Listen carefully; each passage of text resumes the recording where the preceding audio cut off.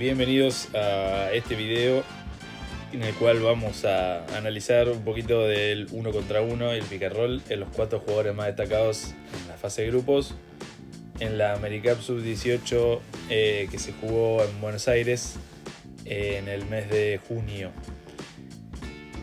Para empezar vamos a delimitar qué se observó. Por un lado tenemos acciones de 1 contra 1 y acciones de pick and roll en donde se utilizó el dribbling. No entraría en esta categoría obviamente acciones de transición o de ataque rápido, ni tampoco recibir y lanzar o el famoso catch and shoot, que no entraría en acciones de dribbling o de 1 contra 1 sino de tiros abiertos. Se tomaron esas acciones de estos 4 jugadores y también se observó cómo se desarrollaron esas acciones, cuántos piques, cuántos dribblings se utilizaron y qué tipo de movimiento para resolver esas acciones de 1 contra 1 o de pick and roll. Y también si a partir de eso se generó una ventaja o no, sea para resolver ese jugador o para generarle un tiro a un compañero. Y obviamente cómo termina ese juego de 1 contra 1 o de pick and roll. Bien, ¿a quiénes observamos? Estos 4 jugadores son los 4 mejores anotadores en la fase de grupos de esta AmeriCup Sub-18. Y acá hacemos un paréntesis porque el goleador del torneo y también el goleador en esta fase de grupos fue el jugador argentino Krop, pero no lo tomé para el análisis porque en su posición en la que juega y en las acciones en las que él anotaba no entraban tanto en las categorías estas que se quería analizar. Al jugar más de espalda, más desde acciones de pick and roll, pero él recibiendo la pelota yendo hacia el aro o abriendo o desde descargas y moviéndose hacia la pelota, tal vez no iba a haber tantas acciones que entraran en esta categoría de 1 contra 1 con dribbling o pick and roll. Entonces lo quitamos y fue la observación de estos 4, de Eikuf, jugador de Estados Unidos, de Márquez, jugador de Venezuela, de Mosley de Belice y de Morillo de Dominicana. Y para observarlo se usaron estos parámetros. Cada acción de 1 contra 1 o de pick and roll que se vio se etiquetó con estos marcadores. Primero se dividió por tipo, si era de 1 contra 1 o de pick and roll. Después la cantidad de dribles que se usaron, 1, 2, 3 o más de 3. Cómo fue el gesto para jugar ese 1 contra 1 o ese pick and roll. Entonces dividí en fintas y salidas. Ahora vamos a ver algunos ejemplos. Cambio de velocidad, cambio de dirección o entre el combo, que sería 2 cambios encadenados o más. Cambio de velocidad y cambio de dirección, obviamente que hay que hacer un paréntesis acá también porque un cambio de dirección generalmente también implica un cambio de velocidad. Un cambio de mano para superar la defensa también tenemos que cambiar de velocidad.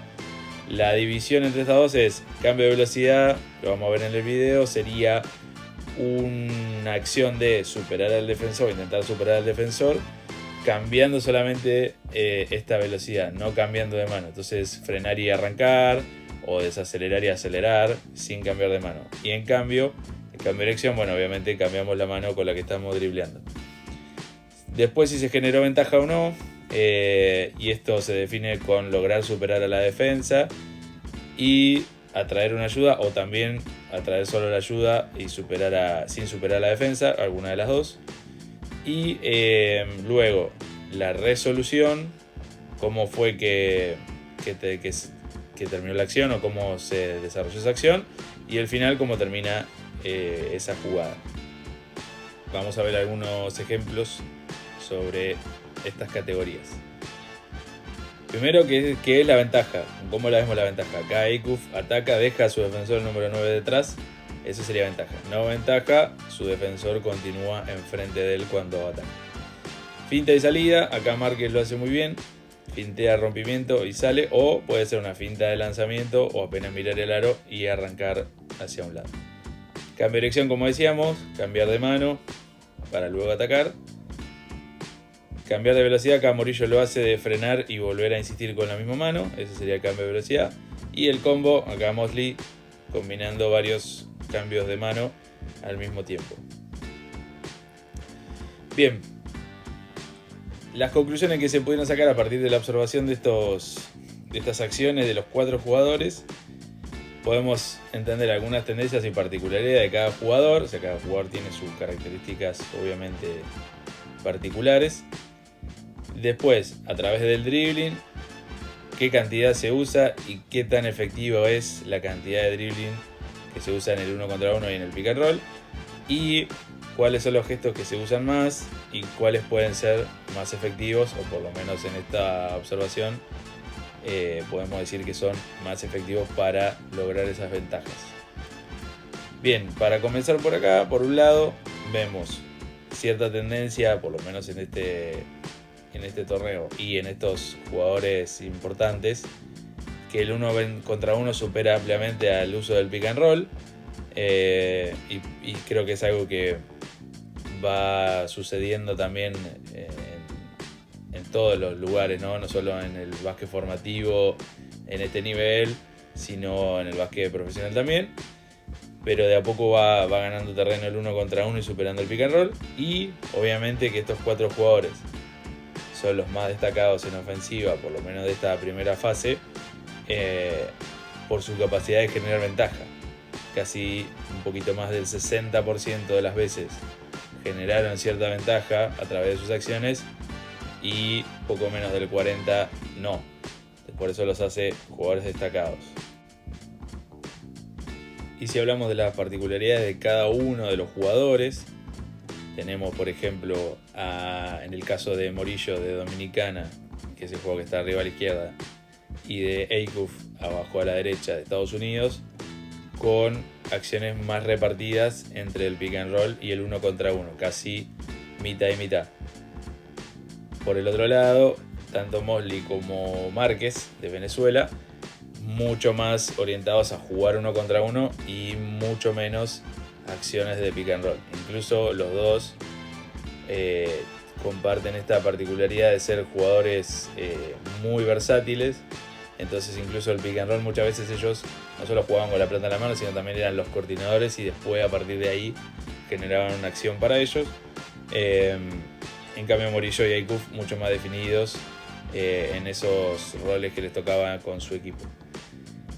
Y en cuanto a lo individual, las acciones individuales y los gestos que ellos seleccionaban para jugar sus acciones de 1 contra 1 o de pick and roll, también se nota una diferencia importante. En el caso de Morillo, arriba a la izquierda, más equilibrado en cuanto a la selección de los gestos, pero priorizando los cambios de mano para atacar o los cambios de velocidad, menos usando fintas o el combo, o sea que necesitaba de un poco más de dribbling para atacar. Márquez, con su capacidad física y su primer paso tan importante, la finta y la salida le era mucho más utilizable, por decirlo de alguna forma, que las otras acciones del dribbling, y ya generaba mucha ventaja desde ahí. Acuff, mucho más repartido, pero también parecido a Morillo, necesitando de un poco más del dribbling y de cambiar de mano para acelerar y generar esa ventaja. Y Mosley, como en su equipo y por su capacidad también tenía muchas acciones de aclarados y de 1 contra 1 con espacio, con tiempo, utilizaba mucho más acciones del dribbling, y el combo o el combinar varios cambios de mano fue lo que más usó. Como reflexión final de estos 4 jugadores, lo que podemos decir es: está claro que los 4 tienen una gran habilidad para generar ventaja y para jugar estas acciones de 1 contra 1 y de pick and roll. Los 4 tienen características diferentes, y en lo particular de cada uno hacen uso de lo que mejor se ajusta a cada uno de ellos. Es claro el ejemplo de Márquez, de no necesitar tanto cambios de mano, cambio de velocidad para atacar. En cambio de Mosley, de sí necesitar más dribbling o más combos para hacerlo. Morillo y Ekhof como que comparten un poco las herramientas que usan para desarrollar estas acciones, y obviamente estos cuatro inmersos en la particularidad de sus equipos y el funcionamiento de sus equipos. Pero sí vale la pena destacar de que Morillo y Ekhof tal vez tengan un poquito más de similaridad en cuanto a las herramientas que usan, y después dos polos opuestos entre Márquez y Mosley, pero que los cuatro logran su objetivo de generar ventaja en estas acciones. O sea que no hay una receta, y es para destacar que no haya un estándar, ¿no? Sino que cada uno ajusta a sus posibilidades estas acciones para poder generar la ventaja. Otro de los puntos a analizar en esta observación de los partidos y de los cuatro jugadores es la cantidad de piques o el uso del dribbling en estas acciones de 1 contra 1 y de pick and roll. Vemos entonces en estas barras, en el color verde, aquellas acciones que generaron ventaja, y en el color rojo aquellas que no se generaron ventaja. Está claro que las acciones donde solo se involucró un dribbling fueron las menos, pero sí fueron muy efectivas, ¿no? La ventaja se generó en la mayoría de las ocasiones, y solamente hubo muy poquitas que no y que se usó. Después, entre 2 y 3 es la que más se repite, siendo la de 3 la que más ventaja incluso ha generado. Y en la parte derecha del gráfico, las demás de 3 está claro que son las que menos ventaja pueden generar. Si lo vemos en términos de porcentaje, tiene mucho más impacto, en el cual 93%, si nosotros usamos un dribbling, tendríamos chances de generar esa ventaja, o por lo menos estos cuatro jugadores lo han hecho así.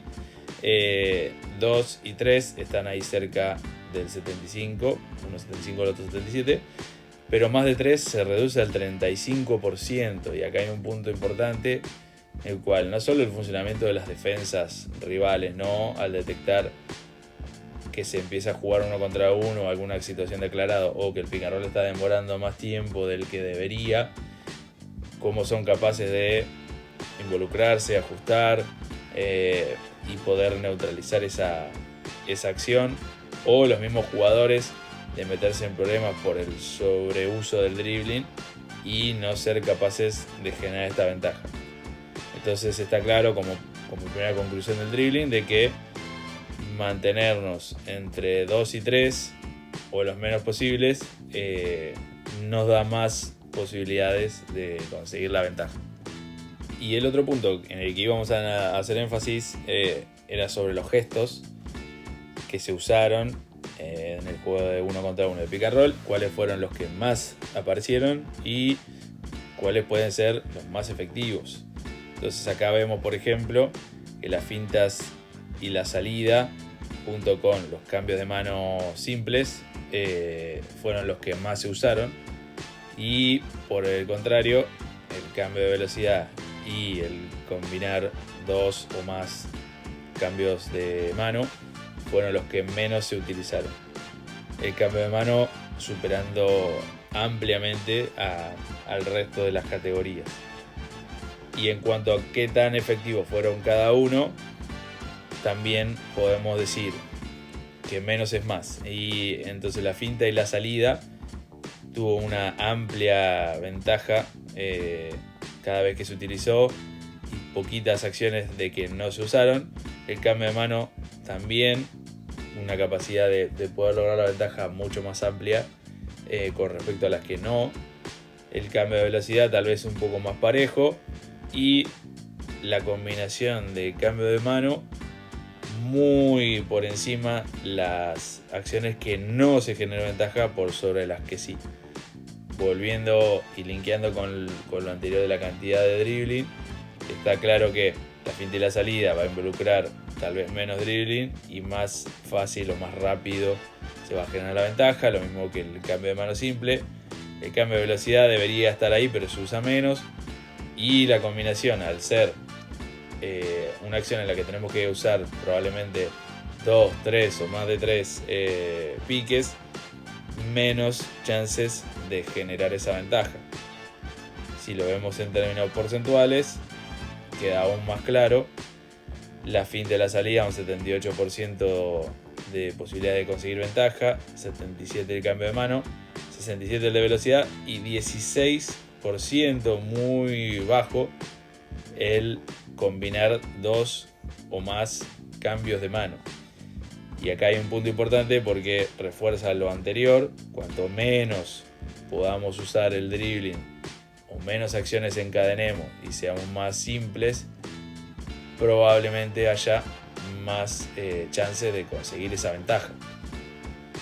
Para terminar este análisis, podemos decir entonces de que está claro que menos es más, y menos nos referimos a limitar o tratar de mantener lo más bajo posible el uso del dribbling y los gestos a utilizar. Por lo que veíamos en las características particulares de los 4 jugadores, tener varios recursos para obtener ventaja obviamente que puede ser beneficioso, pero sí obviamente usar aquellos que nos pueden dar más ventaja. Por ejemplo, como veíamos, los cambios de dirección, las fintas y salidas, mucho más por sobre los combos de dribbling. Y acá hay un punto central, me parece, que es que estimulamos nosotros en las prácticas.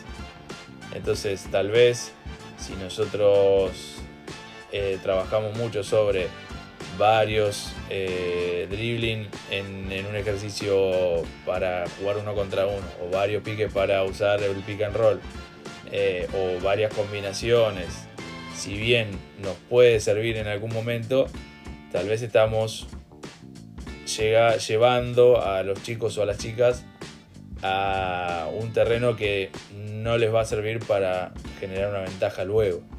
Entonces, evitar la sobreutilización del dribbling y las combinaciones, y dejarlo como una especie de salvavidas, entre comillas, lo vamos a poner, de que la combinación o algún que otro dribbling extra nos puede sacar de algún problema, o nos puede generar alguna ventaja tardía, o porque no pudimos hacer algo más sencillo y más eficiente antes. Eso está bien, pero no tal vez como primer arma, como en algunos momentos los entrenadores estamos estimulando en nuestras prácticas. Por último, además de este video, va a estar publicado en el canal de YouTube de Coach Me el video entero de la compilación de todas las acciones que se analizaron de los 4 jugadores para hacer este video.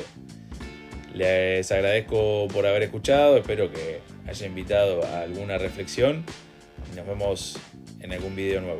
Adiós.